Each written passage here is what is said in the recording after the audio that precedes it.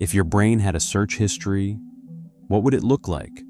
Not the version of you that people see, not your Instagram, not your conversations, but your real thoughts, the ones you never say out loud, the ones that show up at 2 a.m. when everything is quiet. Think about it. Every time you overthink something, every time you replay a conversation, every time you imagine something going wrong, it's like typing a search into your brain. What if I fail? Why did I say that? Do people secretly judge me? Now imagine if all those searches were saved, organized, visible, a complete history of your mind.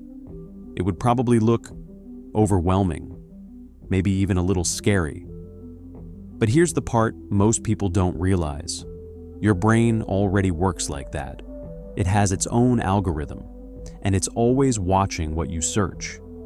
Because your brain has one main job: to prove you right. So whatever you search the most, it starts showing you more of it. If you constantly search, "I'm not good enough," your brain will quietly collect evidence to support that. Small mistakes, awkward moments, times you felt ignored, and suddenly, it feels like that's your reality. But it's not. It's just your search history talking. The same thing happens with fear.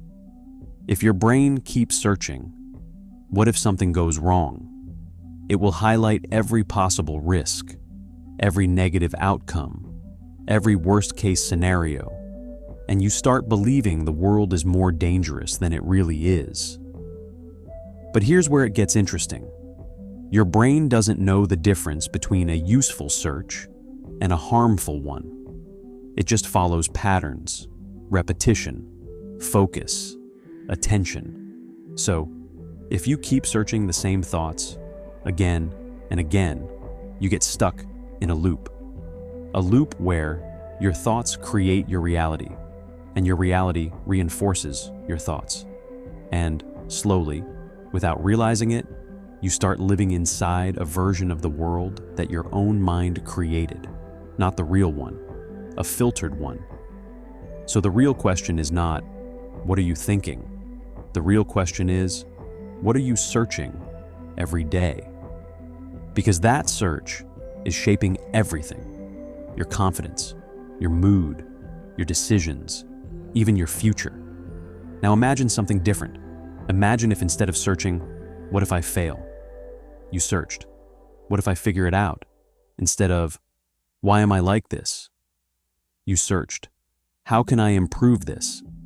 It seems small, almost insignificant, but that tiny shift changes what your brain starts looking for. And once your brain starts finding new answers, your reality begins to change, not instantly, but slowly, quietly, powerfully. Because in the end, you don't see the world as it is. You see the world based on what you've been searching.